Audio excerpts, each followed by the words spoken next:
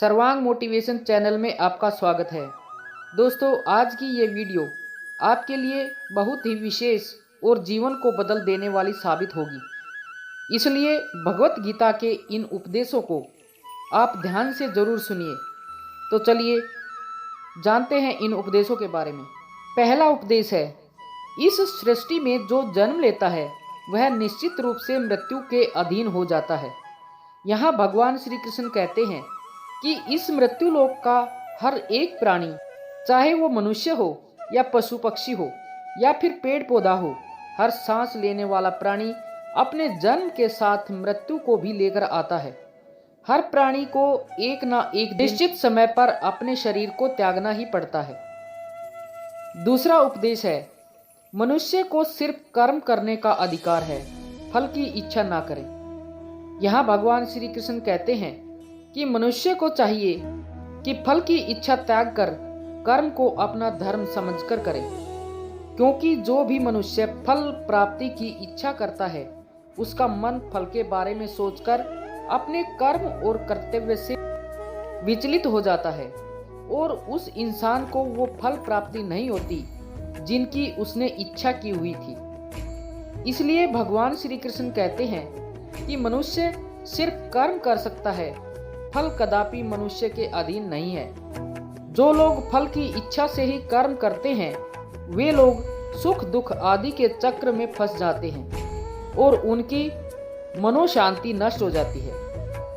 भगवान श्री कृष्ण कहते हैं कि मनुष्य अपने फल की इच्छा को त्याग कर कर्म को अपना धर्म समझकर करे तो उसको फल अवश्य मिलेगा, परंतु उस फल को वो व्यक्ति विधान की इच्छा समझकर स्वीकार कर ले और ज्ञानी व्यक्ति भी इसी योग को अपनाकर कर्म योगी बन जाते हैं। उपदेश 3, इस विश्व में केवल शरीर मरते हैं लेकिन आत्मा अविनाशी है। शरीर के मरने पर भी आत्मा नहीं मरती है। यहाँ भगवान श्री कृष्ण कहते हैं कि आत्मा ना कभी जन्म लेती है और ना ही कभी मरती है। वो अजन्म, नित्य, सनातन और पुरातन है, जो शरीर के मर जाने के बाद भी नहीं मरती है। जो सचमुच ज्ञानी होते हैं वो ना उनके बारे में दुखी होते हैं जो मर गए हैं और ना ही उनसे कोई फर्क पड़ता है जो अभी जिंदा है, क्योंकि वो जानते हैं कि जो मर गया है वो फिर से जन्म लेगा और जो अभी जीवित है वो अवश्य ही मर जाएगा। मरने वाला फिर से जन्म लेगा, क्योंकि केवल शरीर का नाश होता है। शरीर के अंदर जो आत्मा है वह कभी भी नहीं मरती है, क्योंकि आत्मा को ना कोई शस्त्र काट सकता है और ना ही उसे अग्नि जला सकती है, ना ही जल गला सकता है और ना ही इसे वायु सुखा सकती है। चौथे उपदेश में भगवान श्री कृष्ण कहते हैं कि मनुष्य के शरीर का एक अदृश्य अंग है मन, जो कभी दिखाई नहीं देता, परंतु वही इस शरीर का सबसे शक्तिशाली हिस्सा है। मनुष्य को मैं के घमंड की मदिरा पिलाकर मदहोश करने वाला पाखंडी केवल ये मन ही है।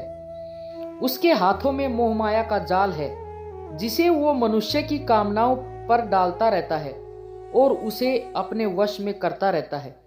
ये मन शरीर से भी मोह करता रहता है और अपनी खुशियों से भी और अपने दुखों से भी मोह करता रहता है। खुशियों में खुशियों भरे गीत गाता है और दुख में दुख भरे गीत गुनगुनाता है। अपने दुखों में दूसरों को शामिल करके उसे खुशी मिलती है।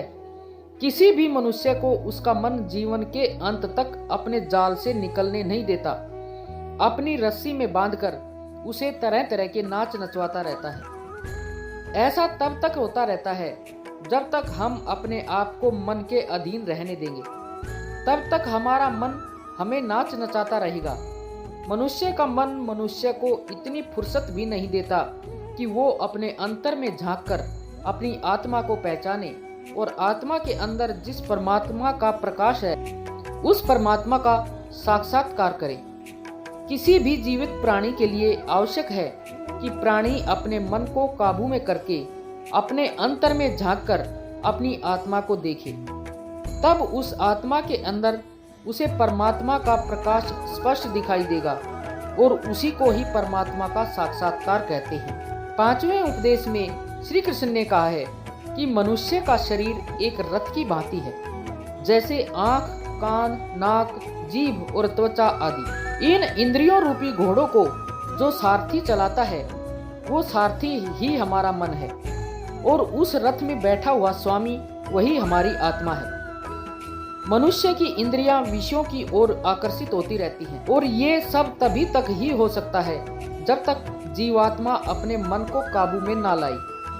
जब तुम स्वयं मन के अधीन ना रहकर अपने मन को अपने अधीन कर लोगे तो वही मन एक अच्छे सारथी की तरह तुम्हारे शरीर रूपी रथ को सीधे प्रभु के ही चरणों में ले जाएगा।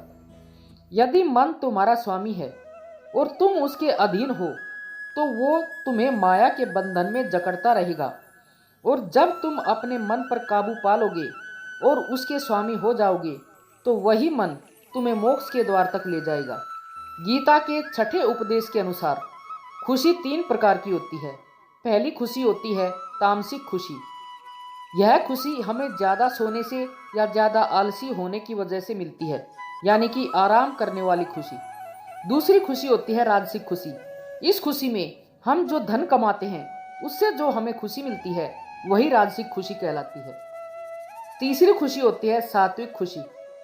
भगवत गीता के अनुसार तामसिक और राजसिक ये दोनों खुशियां अस्थायी होती हैं, पर सात्विक खुशी पहले हमें जहर की तरह लगती है, लेकिन बाद में वो हमें शहद की तरह लगने लगती है।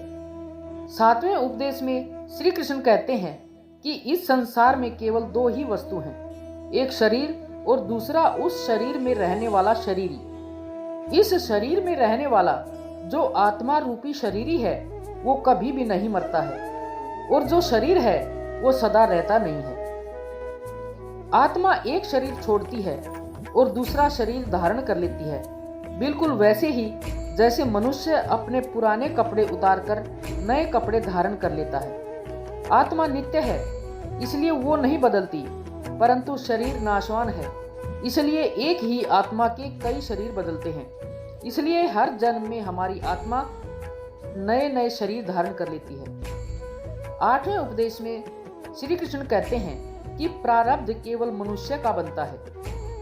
अगर कोई सांप किसी मनुष्य को अकारण काटता है तो उसे पाप नहीं लगेगा, और ठीक उसी तरह शेर दूसरे जानवर की हत्या करता है तो उसे पाप नहीं लगेगा। या बकरी का उदाहरण लीजिए, बकरी किसी की हत्या नहीं करती है और सिर्फ घास खाती है, तो वह इस कारण पुण्य की भागीदार नहीं बनती। पाप पुण्य का लेखा जोखा केवल मनुष्य का बनता है। इसका अर्थ यह है कि अगर कोई पशु किसी की अकारण हत्या कर देता है तो उसे पाप नहीं लगेगा, लेकिन कोई मनुष्य अगर किसी भी जीवित प्राणी की अकारण हत्या कर देता है तो उसे उसका पाप लगेगा, क्योंकि इस पृथ्वी लोक पर और समस्त प्राणियों में जो विवेकशील है और अच्छे और बुरे की पहचान रख सकता है वह केवल मनुष्य है। मनुष्य को छोड़कर और कोई प्राणी ऐसा नहीं कर सकता। इसलिए जब मनुष्य अपने पाप और पुण्य भोग लेता है तो उसे फिर से मनुष्य की योनि में भेज दिया जाता है। 9वें उपदेश में श्री कृष्ण कहते हैं कि एक ही कर्म किसी के लिए पाप बन जाता है और दूसरे के लिए पुण्य बन जाता है। एक मनुष्य किसी कमजोर और बूढ़े व्यक्ति का धन लूटने के लिए उसकी हत्या कर देता है तो उस व्यक्ति को निश्चित ही उसके द्वारा किए गए कर्म का पाप लगता है। और यदि दुष्ट मनुष्य किसी के साथ गलत काम कर रहा है तो उसकी रक्षा करने के लिए अगर कोई व्यक्ति उस दुष्ट मनुष्य की हत्या कर देता है तो उसे पाप नहीं लगता बल्कि पुण्य लगता है। कर्म तो वही रहा, किसी की हत्या करना, परंतु उस कर्म के पीछे की भावना क्या है और मारने वाले की नियति क्या है, इसी के फर्क से ही एक ही कर्म किसी के लिए पाप हो सकता है और दूसरे के लिए पुण्य हो सकता है। जिस भावना और नियत से मनुष्य कर्म करता है उस नियत के कारण एक ही कर्म किसी के लिए पाप बन जाता है और किसी के लिए पुण्य बन जाता है। कर्म के इस ज्ञान के द्वारा ही मनुष्य को कर्म विकर्म और अकर्म की पहचान होती है। इसका अर्थ यह है कि जब मनुष्य निष्काम भावना से कर्म करता है तो उस कर्म का फल उसे नहीं भोगना पड़ता है, इसलिए वो अकर्म हो जाता है। कर्म उसे कहते हैं जिसे सकाम भाव से और फल की इच्छा से किया जाता है, उसका फल मनुष्य को उसके कर्म के अनुसार अवश्य मिलता रहता है। अच्छे कर्म का अच्छा फल मिलता है और बुरे कर्म का बुरा फल मिलता है।